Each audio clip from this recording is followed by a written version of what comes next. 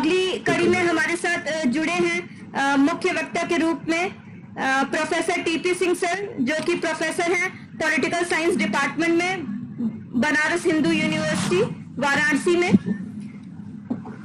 आपका MA political science में Allahabad university से है, आपका डिफिल इलाहाबाद यूनिवर्सिटी से है। उसके बाद आप post doctoral research and fellowship के लिए Indo Hungarian educational exchange program में भी जा चुके हैं। आप Charles Wallace Cambridge visiting fellowship भी प्राप्त कर चुके हैं। आप Canadian study faculty research fellowship पा चुके हैं। आप साल्सबर्ग ग्लोबल सेमिनार फेलो भी रह चुके हैं।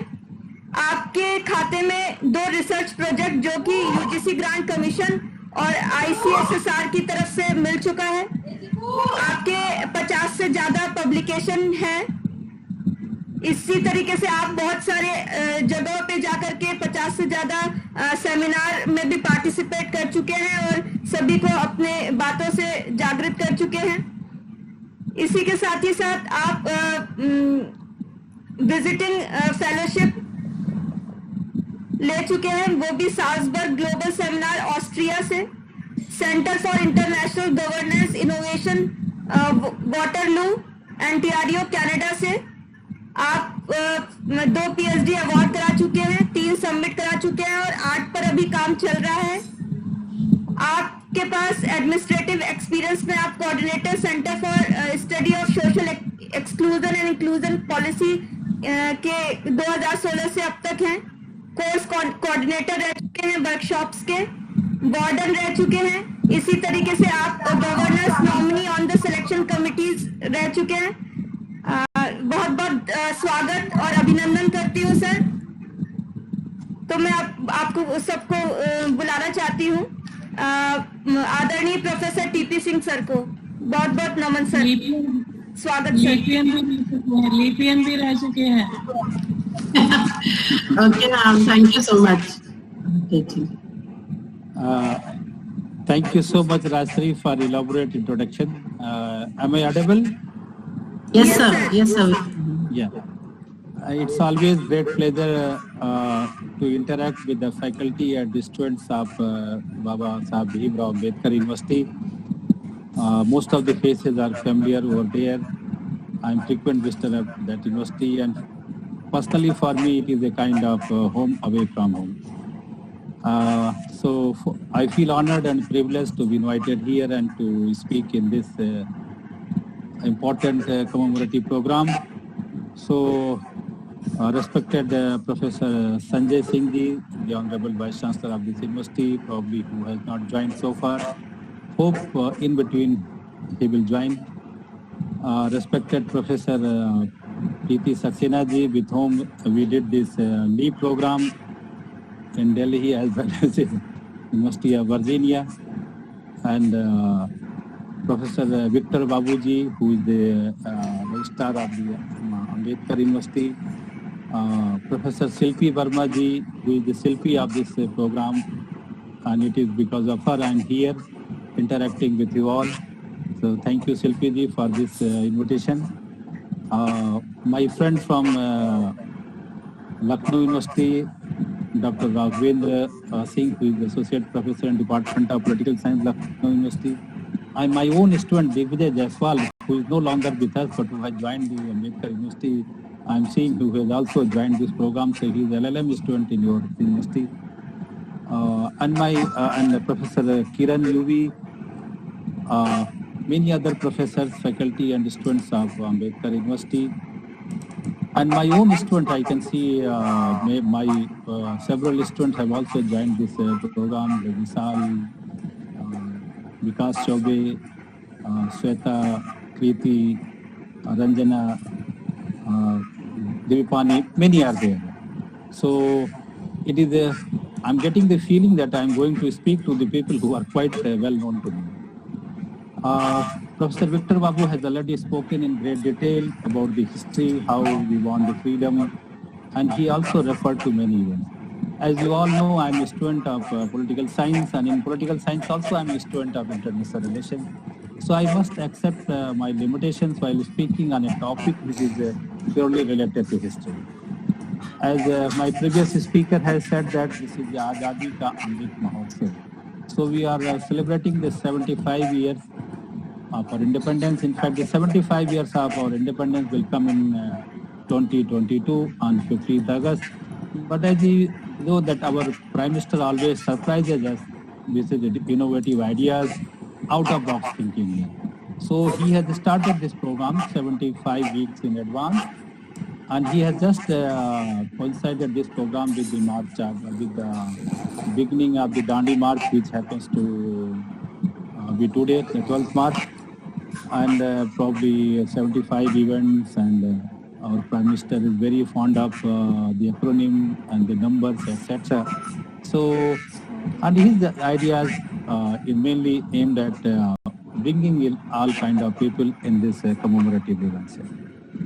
So 75 years history, 75 years for India is nothing, because we are 5,000 years old civilization. And for a state, for a nation state which has a 5,000 years old civilization, 75 years is a small drop in this long history. So, but even that 75 years is important, because at 75 we celebrate the Amrit Mahotsav. So this is that is why Prime Minister has called it Amrit Mahotsav. So just instead of speaking on the history, I will speak on something related to politics, something related to political science, and at the end of my talk, I will be doing a little bit of stock taking of 75 years of independence. So firstly, about the Indian nation state. It is another contested term, because there are many who say that India is a nation state. Many say, no, India is not a nation state. I also agree with them that India is not a nation state. India is a civilizational state. What is the civilizational state? In fact, the term civilizational state was coined in, particularly in terms of Chinese civilization, and it was said that China is rather than a nation state in terms of European sense, because it is said that nation state came into existence with the Westphalian Treaty. So nation state is a post-Westphalian phenomena. So here, civilizational state is used in the non-European sense, and it was used first for China. But it is equally relevant, and it can be equally used for India also. So India is a civilizational state. Civilizational state is different from the nation state. Some also call it a state nation. So what is the difference between nation state and state nation? India, since time immemorial, has been one particular identity as a nation India has. It is true that India, if you look into the past, India, there have been several kingdoms, there have been several states, but India as a nation has been always one. So that is why several states, but one nation. So this, and when I say that's a nation, in context of India, it is not only the India of the present time, which is of 29 states and union territories. When I say India as a nation, so I mean that whole of South Asia. Or you can say the Akhanda Bharat or Bharatavarsha, which is referred in the epics and referred in the literature, etc. So in fact, India, the Bharatavarsha, India, it is a cultural entity rather than a political entity.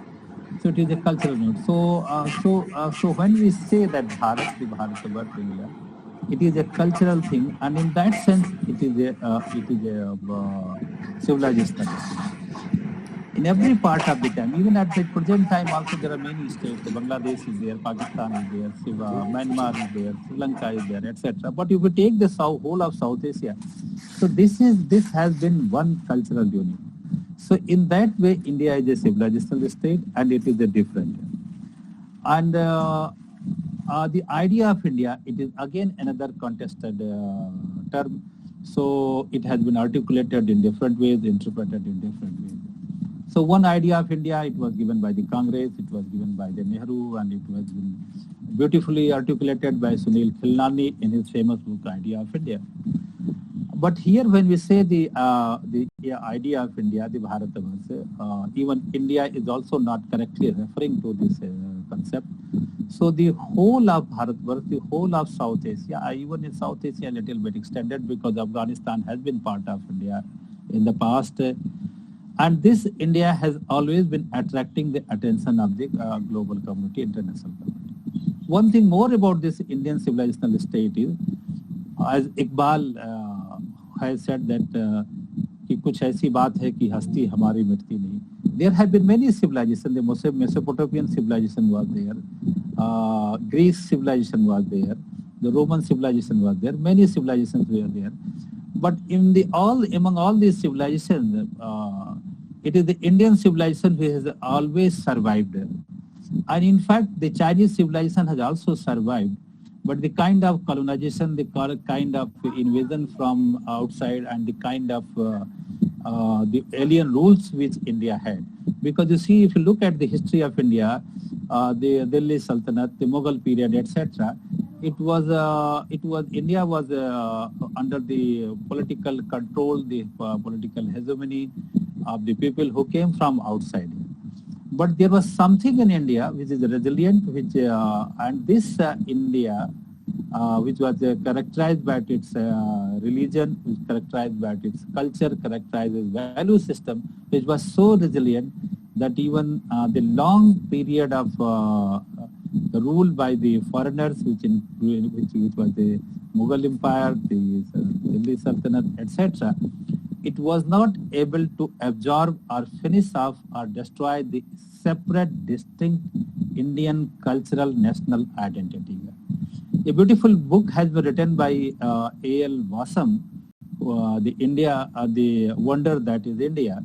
So there he writes that despite this long Islamic rules, the essence of India, the cultural unity, the cultural identity, it survived.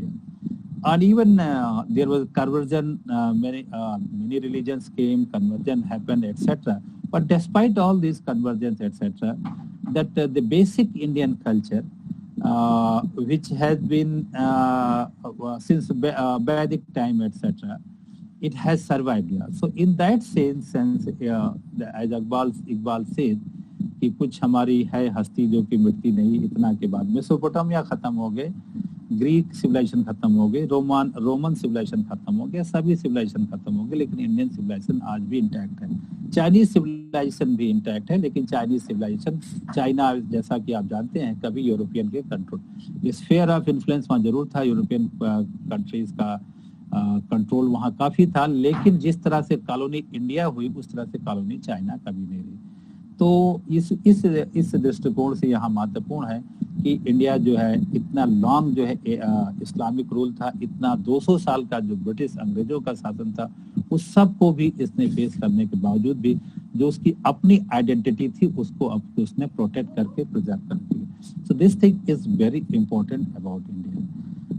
और इसी sense में शायद इकबाल कहते हैं कुछ खास ऐसी बात है कि हमारी हिस्ट्री जो है मिटती नहीं.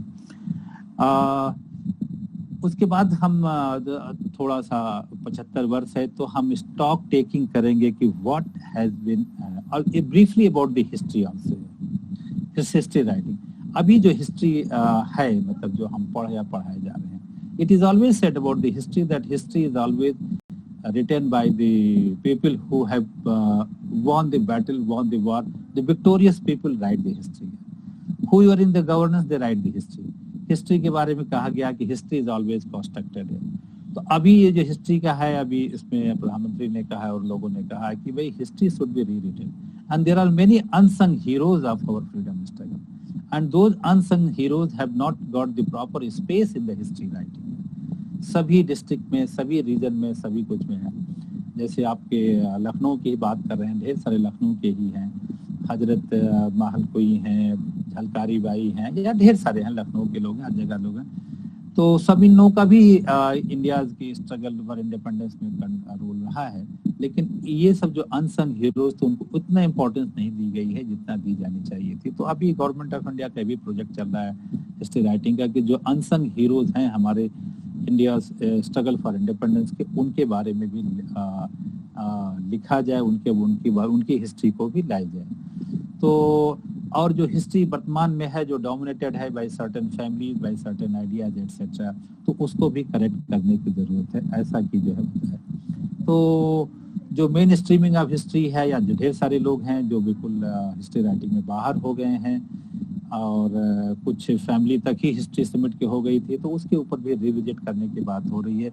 और शायद ये जब हम 75 ईयर सेलिब्रेट कर रहे हों, तो शायद उस समय जो ऐसे अनसन हीरोज हमारे फ्रीडम स्ट्रगल हैं, उनके बारे में भी और कुछ भी ज़्यादा आ सके। तो ये सब है और इन सब का करना है, लेकिन हम ब्रीफली बात करना चाहेंगे कि इंडिया का करंट स्टेटस क्या है। हम स्टॉक टेकिंग करना चाहेंगे। तो फर्स्टली हम 3 लेवल पे बात करेंगे, एक पॉलिटिकल लेवल पे और इकोनॉमिक लेवल पे और जो है सोशल लेवल पे। तो being student of political science, I will start from the political. तो इंडिया पे if you look at the achievement of India in this 75 year, so India is the beacon of hope as far as democracy is concerned. India is the only surviving democracy in the third world countries, in the developing countries. Democratic government were instituted in many post-colonial countries, but the democratic experiment in most of the countries have failed. India is the only shining example where since independence, without any break, there were some dark phases also like emergency, etc. We have been a shining example of a functioning democracy. There are many flaws in our democracy, but somehow over the last 75 years, we have survived as the only functioning successful democracy in third world countries, in developing countries. और इस हमारे जो political achievement है, any Indian can be proud of. हमारे यहाँ जो rule of law है, constitution है, जो गवर्नेंस के इंस्टीट्यूशंस हैं, वो सभी ठीक ढंग से काम कर रहे हैं और करते रहेंगे। एक बार किसी पाकिस्तानी ऑथर का पढ़ रहा था कि India has been very lucky that it has the institution of governance, और ये governance they have been successfully working, they have been working as an autonomous independent institution. Here he was referring the Election Commission of India. और उन्होंने कहा कि शायद पाकिस्तान के पास भी ऐसा इलेक्शन कमीशन होता जैसा इंडिया के पास है, तो शायद हम भी एक सक्सेसफुल डेमोक्रेसी रहे होते। टीएन सेशन ने हमारे यहाँ दिखा दिया कि इलेक्शन कमीशन कितना पावरफुल हो सकता है। तो कंट्रोलर ऑडिटर जनरल हैं, हमारा जो स्कैग का ऑफिस है, उसके ढेर सारे एग्जाम्पल्स हैं कि उन्होंने गवर्नमेंट के खिलाफ भी रिपोर्ट दी और गवर्नमेंट को एक्सपोज किया, गवर्नमेंट को कटघरे में खड़ा किया, गवर्नमेंट बदली गई। तो there have been many examples where different institution of governance, उन्होंने अपनी ऑटोनॉमी, उन्होंने अपनी इंडिपेंडेंस असर्ट की और उन्होंने हमारी डेमोक्रेसी को मजबूत बनाया। और तो अभी है जो भी है, मतलब हम नहीं कह रहे हैं कि हमारी डेमोक्रेसी फ्लॉलेस है, लेकिन फिर भी जो डेमोक्रेसी हमारी है, despite many flaws, it is one of the best in the world. जहाँ तक दोष की बात है, तो दोषपूर्ण तो अमेरिका का भी नहीं है। What ever happened in America when the Capitol Hill was taken over by the mob in America and the way election was conducted over there, etc. So even it also shows that even American democracy is not that much robust, that much strong as it is presented to be. तो हर जगह problem है। तो हमारा political field में we can be proud of our democratic government, our democratic institutions of governance, और हमारे यहाँ media की फ्रीडम है, प्रेस का है, इंटरेस्ट ग्रुप हैं, प्रेशर ग्रुप हैं, सभी हैं जितने भी आपके डेमोक्रेसी के रिक्वायर हैं। We have representative legislature, accountable executive, independent judiciary, free mass media, etcetera. तो हम जितने भी जो डेमोक्रेसी के रिक्वायर्ड प्रीरिक्विजिट हो सकते हैं, वो सब हमारे यहाँ। तो और हमने वन टाइम में ही जो है एडल्ट फ्रेंचाइज इंट्रोड्यूस कर दी, जो अपने आप में एक रेवोल्यूशनरी स्टेप था, और हमने अब तक इतने इलेक्शन अपने यहाँ सक्सेसफुली कर चुके हैं। और जो ट्रांसफर ऑफ पावर रहा है, वो इंडिया में हमेशा स्मूथ रहा है। कहा जाता था कि who after Nehru, many people were worried that after Nehru there will be problem in India. लेकिन नेहरू के डेथ के बाद स्मूथ ट्रांजिशन था पावर का। फिर उसके बाद कई भी प्राइम मिनिस्टर के डेथ हुई, post Indira Gandhi smooth transition था पावर का। और भी हमारे यहाँ बहुत ही स्मूथली पावर का ट्रांजिशन होता रहा है, और ऐसा कुछ भी नहीं हुआ जो और दूसरे कंट्रीज में देखा गया है। तो पॉलिटिकल फील्ड में हमारे अचीवमेंट्स जो हैं काफी सिग्निफिकेंट हैं। और इसी पॉलिटिकल फील्ड में एक सैली गेस हैरिसन करके एक ऑथर होते थे, जिन्होंने एक बुक लिखी, वो 50s में बुक उनकी आई थी।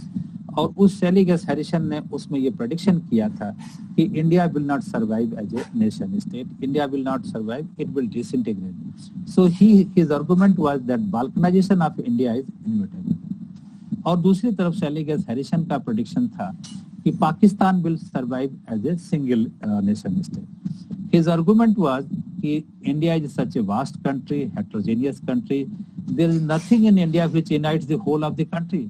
The cultural diversity, religious diversity, linguistic diversity, geographical diversity, इतनी डाइवर्सिटी के साथ कह रहे थे इंडिया का एक नेशन स्टेट के रूप में सर्वाइव करना इम्पॉसिबल है।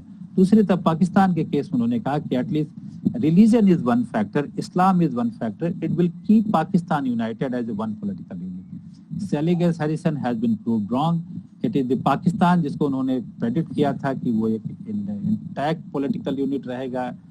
Same Pakistan has disintegrated, it has been bifurcated.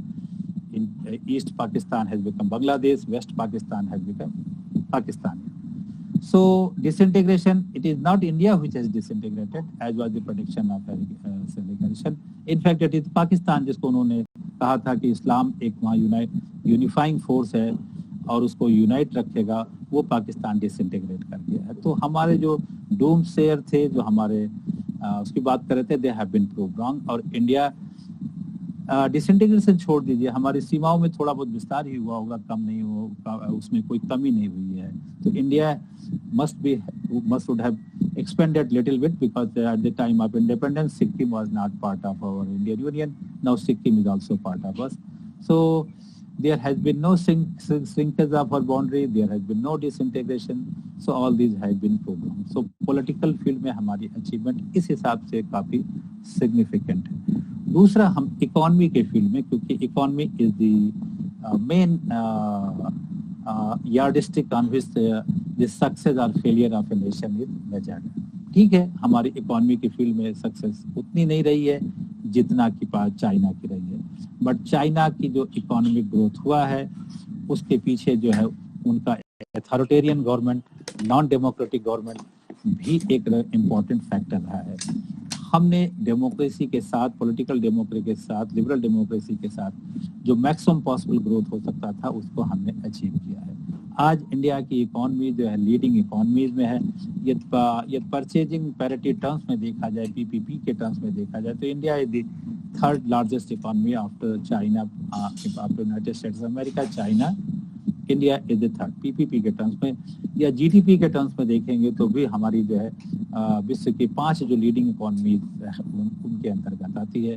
हमारा जो जीडीपी का साइज है वो अभी जो है $3 ट्रिलियन के आसपास है, जिसको प्रधानमंत्री जी का जो प्रेडिक्शन है कि हम 75 ईयर्स पे 2022 में 15 अगस्त तक इसको $5 ट्रिलियन इकोनॉमी इसको बनाया जाए। तो ये तो जीडीपी की साइज से हो गया। लेकिन जीडीपी ही जो है इकोनॉमी का मेजरमेंट नहीं होता है। जीडीपी के साथ और भी है जो है आप यहाँ पे जो पर कैपिटा इनकम है, जो बिलो पॉवर्टी लाइन है, जो ये सब है, इन सब के इंडिकेटर से देखा जाए तो आज जो इंडिया का जो लिविंग स्टैंडर्ड है वो पहले से बहुत ही बेहतर है। और वो जो है यहाँ के जो है जो ह्यूमन डेवलपमेंट इंडेक्स में जो है वो उसमें भी रिफ्लेक्ट होता है। ठीक है, हम बहुत आगे नहीं गए हैं ह्यूमन डेवलपमेंट इंडेक्स में, एडीआई में भी हम 130 या उसके आसपास स्टैग्नेट कर रहे हैं, लेकिन फिर भी यदि आप उस पर देखें तो आज जो हमारा लाइफ एक्सपेक्टेंसी एट बर्थ है वो 65 के ऊपर है, 65-70 के आसपास है। जो चाइल्ड मोर्टेलिटी रेट है, जो इन्फेंट मोर्टेलिटी रेट है, जो मैटरनल मोर्टेलिटी रेट है, सब कुछ में जो है सुधार हुआ है। तो इकोनॉमी में इंडस्ट्रीज में भी हम कुछ फील्ड है, ठीक है, हमने मैन्युफैक्चरिंग सेक्टर में बहुत अच्छा नहीं किया है, और मैन्युफैक्चरिंग सेक्टर अभी 16% ही इकोनॉमी में कंट्रीब्यूट कर रही है, लेकिन सर्विस सेक्टर में हमने बहुत ही अच्छा परफॉर्म किया है and we are a good example in service sector. और सर्विस सेक्टर में पर्टिकुलरली हम जो आईटी सेक्टर है, आईटी एनेबल्ड सर्विसेज हैं, वहाँ पे तो हम ग्लोबल लीडर हैं। ये चाइना जो है ग्लोबल मैन्युफैक्चरिंग हब है, तो इंडिया निश्चित रूप से जो है जो ग्लोबल बैक ऑफिस है इंडिया उभरा है। तो हम और हमारे आईटी सेक्टर में जो अचीवमेंट है काफ़ी सिग्निफिकेंट है। मैन्युफैक्चरिंग में भी देख लें तो हमारा जो फार्मास्यूटिकल सेक्टर है, फार्मास्यूटिकल सेक्टर में जो हमारे अचीवमेंट्स हैं काफ़ी सिग्निफिकेंट है। हम इंडिया को तो ग्लोबल फार्मेसी की संज्ञा दी जाती है। अभी वैक्सीन की जो बात हो रही है, हमारे वीसी साहब भी फार्मास्यूटिकल साइंसेज के हैं, तो उनको मालूम है इंडिया की फार्मास्यूटिकल फील्ड में क्या स्ट्रेंथ है। अभी वैक्सीन में देखिए वर्ल्ड का सबसे बड़ा जो है वर्ल्ड का जो वैक्सीन मैन्युफैक्चरर है इंडिया है। और अभी जो से परिस्थितियां बन रही है, पूरे वर्ल्ड को जो है वैक्सीन की सप्लाई इंडिया से होने जा रही है। ठीक है, वैक्सीन कहीं डेवलप हो, R&D कहीं हो, लेकिन मैन्युफैक्चरिंग उसके इंडिया से होने के मास प्रोडक्शन नहीं हो सकता है। तो हमारे जो अचीवमेंट फार्मास्यूटिकल सेक्टर में है वो जो है प्रेजवर्दी है। और उसके साथ साथ हमने दूसरे भी सेक्टर्स में ऑटोमोबाइल सेक्टर में और में भी जो है काफी कर। तो ऐसा नहीं है कि मैन्युफैक्चरिंग सेक्टर में हम लेगार्ड रहे हों, कुछ सेक्टर्स में अच्छा किया है और कुछ में पोटेंशियल है, हम अच्छा कर सकते हैं। तो इकोनॉमी के दृष्टिकोण से देखा जाए तो हमने इकोनॉमिक परफॉर्मेंस भी हमारा अच्छा है, चाहे वो रीजनल पर्सपेक्टिव से हो, चाहे वो ग्लोबल पर्सपेक्टिव से हो। और अब हमको जो है G7, G8 में भी रखा गया, G20 में जो ग्लोबल लीडिंग इकोनॉमीज हैं उसके हम पार्ट हैं। IMF, वर्ल्ड बैंक, हर जगह जो भी global economic institutions of governance हैं उसमें इंडिया का इम्पोर्टेंट रोल है। India can not be brushed aside anywhere. तो इकोनॉमी के फील्ड में भी हमारा जो है रोल उतनी अच्छा है। थर्ड, अगर साइंस एंड टेक्नोलॉजी के फील्ड में हम आते हैं तो साइंस एंड टेक्नोलॉजी के फील्ड में आप सबको मालूम है कि हमारे अचीवमेंट्स क्या हैं। सिलिकॉन वैली में जो सिलिकॉन वैली में जो आईटी रेवोल्यूशन हुआ, उस आईटी रेवोल्यूशन में जो इंडियन साइंटिस्ट हैं उनका कंट्रीब्यूशन जो है काफ़ी है। और आप तो देखिए जितने भी ढेर सारे जो कंपनीज हैं उनके जो चीफ एग्जीक्यूटिव ऑफिसर्स हैं वो सब इंडियन ओरिजिन के ही लोग हैं। आईटी में हमारा काफ़ी है, मतलब इंडिया में भी आईटी सेक्टर में हमने काफ़ी अच्छा परफॉर्म किया है। और अगर देखें तो मिसाइल टेक्नोलॉजी के फील्ड में हम काफ़ी एडवांस हैं। जो वर्ल्ड के 4-5 जो लीडिंग कंट्री हैं मिसाइल टेक्नोलॉजी के फील्ड में, उसमें भी इंडिया है। न्यूक्लियर टेक्नोलॉजी के फील्ड में हमारा काफ़ी इम्पोर्टेंट अचीवमेंट है। हम न्यूक्लियर टेक्नोलॉजी में सेल्फ रिलायंट है। जैसा आपको मालूम है कि इंडिया के पोखरण एक्सप्लोजन के बाद ढेर सारे जो है रिस्ट्रिक्शंस लगाए गए थे कि इंडिया का जो इंडिजिनस न्यूक्लियर प्रोग्राम है वो ग्रो ना कर पाए, लेकिन हमने बिना किसी एक्सटर्नल सपोर्ट के हमने अपने रिएक्टर बनाए, हमने अपने सब कुछ जो है। और 98 में जो हमने पोखरण 2 का किया वो सब कुछ हमारा इंडिजिनस था, कहीं एक्सटर्नल सपोर्ट कहीं से कुछ भी नहीं था। पाकिस्तान ने भी न्यूक्लियर वीपन डेवलप किया, पाकिस्तान ने मिसाइल टेक्नोलॉजी डेवलप की, लेकिन पाकिस्तान का न्यूक्लियर प्रोग्राम चाइना सपोर्टेड है, वेस्ट सपोर्टेड है, या स्टोलन टेक्नोलॉजी से, जैसे अयूब खान वहाँ के थे जो ये stolen nuclear technology from European countries है। तो उनका जो है या तो बारूद है या स्टोलन है, या नॉर्थ कोरिया ने उनको जो है मिसाइल टेक्नोलॉजी प्रोवाइड की और उसके बदले में पाकिस्तान ने सीक्रेटली उनको न्यूक्लियर टेक्नोलॉजी दी। तो पाकिस्तान या दूसरे का या तो बारूद है या स्टोलन है, हमारा अपना इंडिजिनस है, चाहे वो मिसाइल प्रोग्राम हो चाहे वो। उसी तरह से स्पेस प्रोग्राम में भी हमने सब अपनी टेक्नोलॉजी डेवलप की है। क्रायोजेनिक जो टेक्नोलॉजी है इंडिया ने डेवलप की है। जैसा आपको मालूम है बोरिस येल्सिन के समय में इंडिया का जो कॉन्ट्रैक्ट था और बोरिस येल्सिन अमेरिका के प्रेशर में जो है क्रायोजेनिक टेक्नोलॉजी जो है उन्होंने हमारे इंडिया को ट्रांसफर नहीं किया, जिसके कारण हमारा स्पेस प्रोग्राम था कम से कम 5-10 साल जो है पीछे चला गया और क्रायोजेनिक टेक्नोलॉजी हमारे साइंटिस्ट ने यहाँ डेवलप किया। तो जितने भी साइंस के जो एडवांस फील्ड हैं उन सब में जो हमारा अचीवमेंट रहा है वो बहुत ही महत्वपूर्ण रहा है और सब कुछ हमारे अपने के वैज्ञानिकों ने किया है। तो इसमें भी साइंस टेक्नोलॉजी के फील्ड में we can be proud of our achievement. And then हम सोशल सेक्टर में भी थोड़ी बहुत बात करेंगे। ढेर सारा यहाँ पे आपको प्रॉब्लम्स हैं, लेकिन डिस्पाइट प्रॉब्लम के बाद जो सोशल कोहेशन है, जो कि सोशल कोहेशन किसी भी कंट्री के डेवलपमेंट के लिए जरूरी है। तो वो सोशल कोहेशन हमने despite many social division etcetera somehow we have maintain that social cohesion. कोई ऐसा डिसरप्शन नहीं हुआ है जैसा कि अफ्रीका की कंट्रीज में इतनी कॉन्फ्लिक्ट हो रहा है, ट्राइबल वारफेयर हो रहा है, या जैसा पाकिस्तान में हम देख रहे हैं वहाँ पे मुहाजिर, सिंधी, पंजाबी, ये सब लोग आपस में जो है एक दूसरे से जो है एक दूसरे से जो है जो वायलेंस है, इतनी कॉन्फ्लिक्ट है या जो इस तरह का है वो हमारे नहीं। अफगानिस्तान छोटा सा कंट्री है लेकिन वहाँ भी हजारा, ताजिक, पख्तून इत्यादि जो है इथनिक ग्राउंड पे कितने ज्यादा वहाँ पर टेंशन चल रही है जो वहाँ पे जैसा हम देख रहे हैं। इंडिया इतना वास्ट कंट्री होने के बाद, इतना डाइवर्सिफाइड होने के बाद, हमारे यहाँ लिंग्विस्टिक डाइवर्सिटी है, इथनिक डाइवर्सिटी है, कल्चरल डाइवर्सिटी है, रिलीजियस डाइवर्सिटी है, लेकिन इस डाइवर्सिटी के बाद इंडिया जो है एक कंट्री के रूप में है और उसने एक अपनी इन सब जो है रीजनल, लिंग्विस्टिक, कल्चरल, इन सब जो है जो बाउंड्रीज है इन सब को ट्रांसेंड करते हुए एक नेशनल आइडेंटिटी को डेवलप करने में इंडिया सफल रहा है, जहाँ पे हम सब अपनी जो डिफरेंट आइडेंटिटीज है उन सभी आइडेंटिटीज में जो इंडिया की आइडेंटिटी है उसको हम सबसे आगे रखते हैं। हम थोड़ी सी बात डियास्पोरा के बारे में करेंगे। जो इंडियन डियास्पोरा है करीब 4 मतलब करोड़ के आसपास जो है भारतीय मूल के लोग विभिन्न देशों में रहते हैं। अमेरिका की पॉपुलेशन तो 1% से ज्यादा पॉपुलेशन वहाँ की इंडियन ओरिजिन के लोगों की हो गई। तो जो डियास्पोरिक कम्युनिटी के लोग हैं वो चाहे या यूरोप में हो, चाहे वो अमेरिका में हो, कनाडा में हो या अफ्रीकन कंट्रीज में हो, वो सभी लोग जहाँ पे भी हैं अपनी तरह से वो कंट्रीब्यूट वहाँ की सोसाइटी को कर रहे हैं।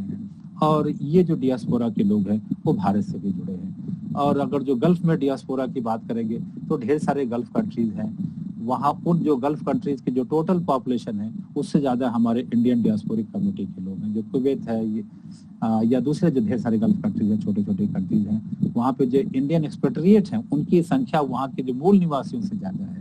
तो वो भी ठीक है, हमारी इकोनॉमी को भी सपोर्ट करते, सब कुछ करते हैं, लेकिन वहाँ भी वो जो है कंट्रीब्यूट कर रहे हैं।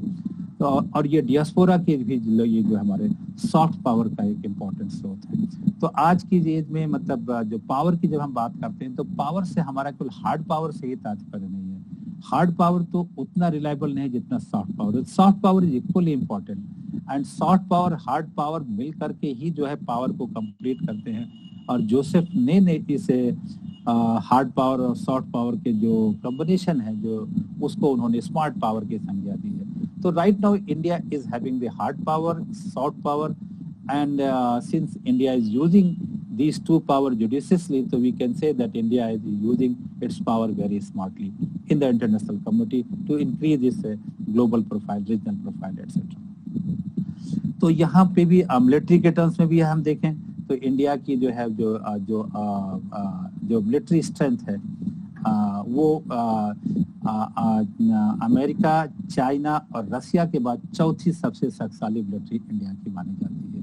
तो हम हर दृष्टिकोण से यदि अपना इस 70 इयर्स का 75 इयर्स का यदि हम एनालिसिस करें, इंट्रोस्पेक्शन करें, चिंतन करें, तो हमारे लिए ये प्रेरणा का हो सकते हैं कि हमने ठीक है हमने काफी संतोषजनक विकास किया है और आगे भी विकास की संभावनाएं हैं। और ये हमारे जो है ये चिंतन से हमें निष्कर्ष होते ये हमारे आगे प्रेरणा के स्रोत हो सकते। इससे हम बेटर भी कर सकते थे, अच्छा भी कर सकते थे, लेकिन जैसा कि मैंने शुरू में कहा कि चाइना की तरह में अथॉरिटेरियन कंट्री नहीं है, टोटलिटेरियन कंट्री नहीं है, आइडियोलॉजी ड्रिवन कंट्री नहीं है। हम जो है एक लिबरल डेमोक्रेसी वाले कंट्री है जहां हम ढेर सारी लिबर्टी राइट्स अपने सिटीजन्स को दे रखे हैं। Despite all the talks of majoritarian democracy or liberty is being curtailed, etc., etc. आप देखिए कि जिस तरह से यहाँ प्रोटेस्ट हो रहे हैं, जिस तरह से यहाँ रेजिस्टेंस हो रहा है, जिस तरह से यहाँ लोग अपने को आर्टिकुलेट कर रहे हैं, इस मामले में हम कभी भी ये नहीं कह सकते हैं कि हमारे यहाँ फ्रीडम या डेमोक्रेसी किसी तरह से कर्टेल हुई है। हम जो वेस्टर्न कंट्रीज हैं उनके इस इंडेक्स पे कि हमारा जो लिबर्टी का इंडेक्स है, जो फ्रीडम का इंडेक्स है, it has come down, it is completely wrong. They have their own prejudices and their measurement, everything is always prejudiced. So we cannot go by this thing that the liberty, freedom, etc. has come down. India is वो जैसे पहले free था, जैसे जितना liberty right से पहले enjoy करते आज भी कर रहे हैं। तो हम सब कुछ जो है अपने 75 वर्ष के अपने जो आर्थिक, राजनीतिक, सामाजिक या सभी के अगर जो हम उन सब का अगर जो उस पर चिंतन करें तो हम वो हमारे लिए प्रेरणा का स्रोत हो सकते हैं और आगे हम अच्छा कर सकते हैं। फिर से मैं इसी के साथ अपना बात समाप्त करूंगा कि चाइना से और इंडिया का कंपैरिजन बहुत कॉमन है इंटरनेशनल कम्युनिटी में, और हमेशा कहा जाता है कि China has gone far ahead of India and there is no possibility that India can ever catch at China.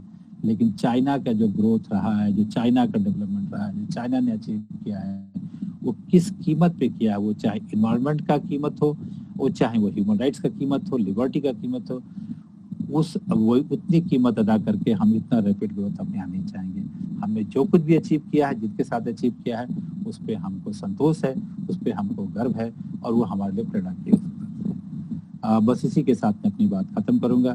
Thank you so much Shilpi Verma ji for giving me the opportunity to speak to the students and faculty of this Ambedkar university. Thank you, sir.